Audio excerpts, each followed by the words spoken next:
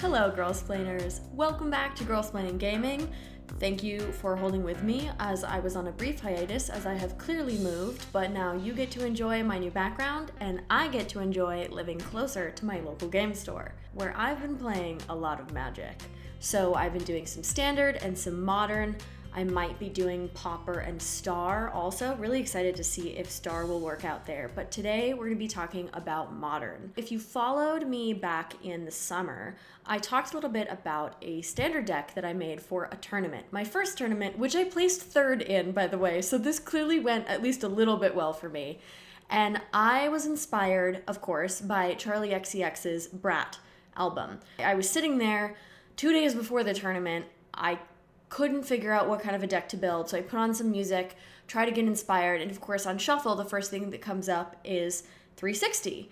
And I thought, this is perfect. Let's build a bratty little deck that's black-green. So I looked at all the cards I had, and fortunately I had a lot of good cards from Bloomburrow and Thunder Junction that were standard legal at the time. It got me a little ways in the tournament, and I came home excited about, learning more about the format. Last week's theme for Friday Night Magic was Modern, and I didn't have a Modern deck, but I thought, well, let's just transform this standard deck into a Modern deck because, of course, it already is one, but I could just make it better. So this is a format that has 60 cards, and other than basic lands, you're allowed to have only 4 copies of each card name. It also is just a 1v1 format, so you're only playing against one other person, and the games usually will take about 20 minutes as opposed to a possible hour plus Commander game. The biggest difference between Standard and Modern is that Standard rotates through a bunch of sets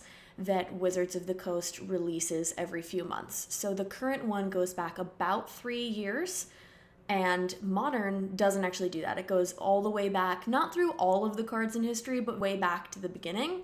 So it's not something that rotates out, so you can really build a deck and then get to know it and love it and expand it as new cards come out. There's definitely cards that are banned in Modern, but you can play most everything that you're going to want to play. For the most part, this deck has a full playset of 4 of each card, but there's definitely a couple in there that only have 1 or 2. I didn't want to spend a lot of money on the original standard deck of this. I think I spent about $8 just collecting up to the 4 playset of what I had that I liked and wanted to complete it. And then I spent $0 making it a modern deck. I just looked into my collection. I recently put my entire collection into Moxfield, and thank God, because I was able to basically scryfall and search all of my collection for things that were in certain sets or things that had certain color identity and characteristics. And then I dug through my collection and it validated why I keep everything and why I keep organizing things the way that I do, because I was able to really easily look through my collection and come up with things to make a great modern deck that didn't require me buying anything. So let's get into the specifics of what's in this deck. The main point of it is Death Touch and direct damage. One of the cool things about Death Touch is that it's any damage that's done by that creature to another creature. So even if it's non-combat damage, this could be brought about by fighting, by doing its damage to target creature, things like that. There are a couple categories of things you're going to find in here. You have little itty bitty baby creatures that have Death Touch. Some of these are 1/1s. These little baby creatures are actually still really helpful because they have Death Touch. And there's another category of cards in here, a lot of them having target creature you control deals damage equal to its power to target creature or planeswalker you don't control.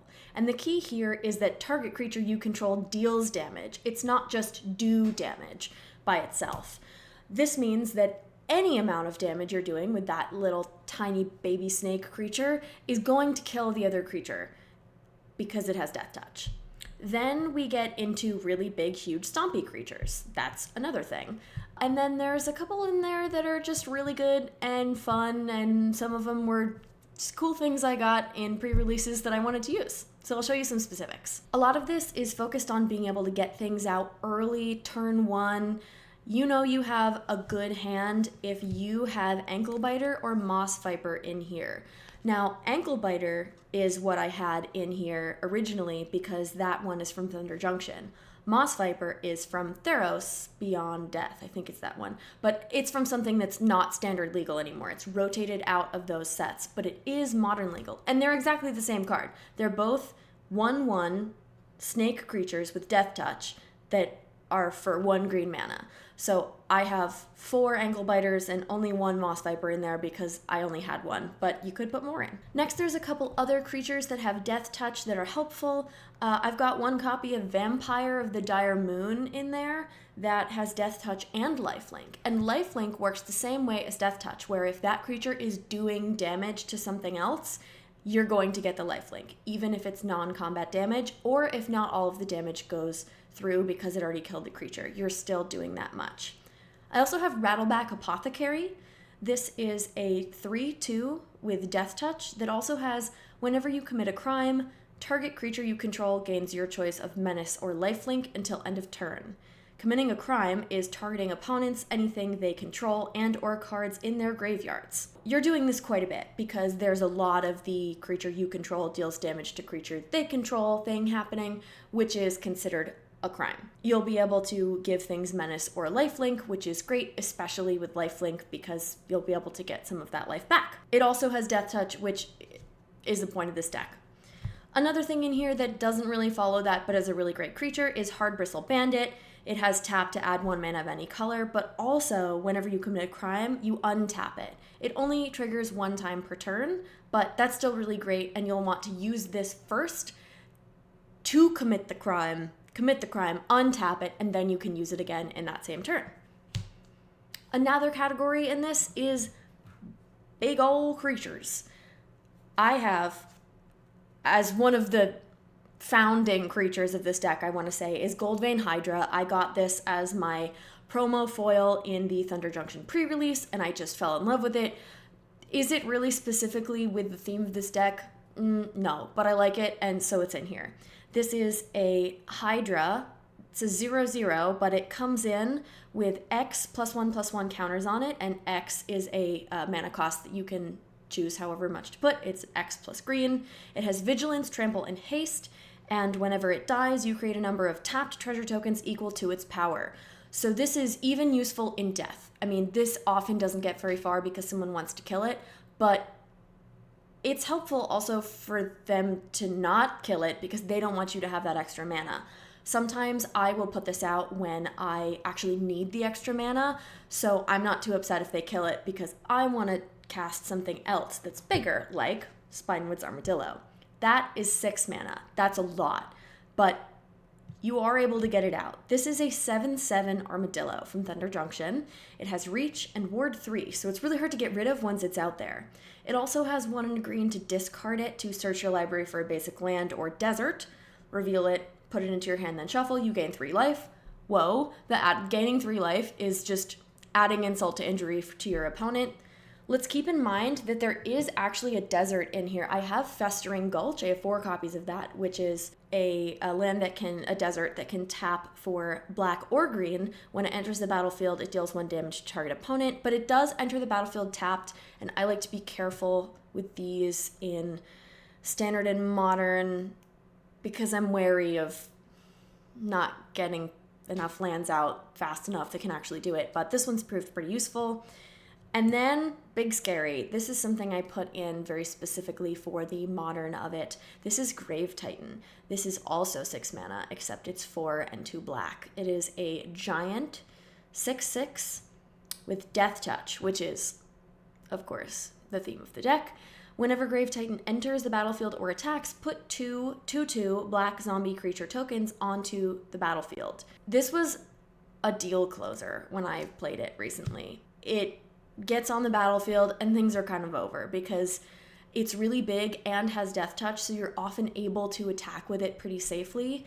And whenever you do so, you're creating more blockers, so you don't have to worry about holding it up as a blocker, which is often what you want to do with Death Touch creatures. Let's move over into how we utilize these small and large creatures with our instants and sorceries, and actually one enchantment. In here since the beginning was Hunter's Talent. This is an enchantment, it's a class, it's from Bloomborough. The first one is really the most useful here. This says when it enters, target creature you control deals damage equal to its power to target creature you don't control. I'm going to need to come up with a shorthand way of saying that because I'll say it a million times. Level 2 is whenever you attack, target attacking creature gets +1/+0 and gains trample until end of turn. And then level 3 is at the beginning of your end step, if you control a creature with power 4 or greater, draw a card. There's a good number of really big creatures in here that have power 4 or greater, so you have a good chance of being able to use this ability. It's great to have another way to do death touch damage directly to your opponent's creatures. Run Over is a new one from Aether Drift. I was really excited when I pulled a bunch of these, actually a full playset, in my pre-release pack because I only had sorceries that were able to do the target damage thing. And it was really exciting to be able to get an instant in there because that's what I was missing with my current standard deck. And this one is standard legal, so this is great. This one is an instant for 1 and a green. It says this spell costs 1 less to cast if it targets a mount or vehicle you control. That's not super relevant here. I don't have that many mounts or vehicles, but it's still really good as a 2-mana spell. Target creature you control, you know the drill. It does the thing. Hard-hitting question. This is a sorcery that does the same thing at sorcery speed, but for 1 green mana. And then we have another one that doesn't exactly do this, but it's a great sorcery in here. It's for 1 and a green, but there's a spree cost. This is a mechanic that was opened up in Thunder Junction, where you can continue doing multiple modes if you just pay more mana. This one, for 1, you can search your library for a basic land card or a desert card, put it onto the battlefield, then shuffle. And then 3, you can create an XX green elemental creature token where X is the number of lands you control. Remember that if you have enough mana, you can do both of these. So you choose both modes, and then you have an even bigger green elemental creature token. I ended up with a kind of sideboard of cards that make this into standard and modern, so I can just switch it back and forth when I want to, because I really like this concept and I don't feel like I need to build it twice. I set up a little round robin tournament thing with my friends at the local game store's Modern Friday Night Magic last week, and I had a blast. I did win. I'm very proud of that. This deck brought me all the way through. I actually brought 2 decks and I wanted to play the other one as well, but I just kept winning with this one. And I also had some really good games. I think this deck, the best part about it is that I've had good games, not the winning. The winning is great, but more importantly, I like to have good Magic play.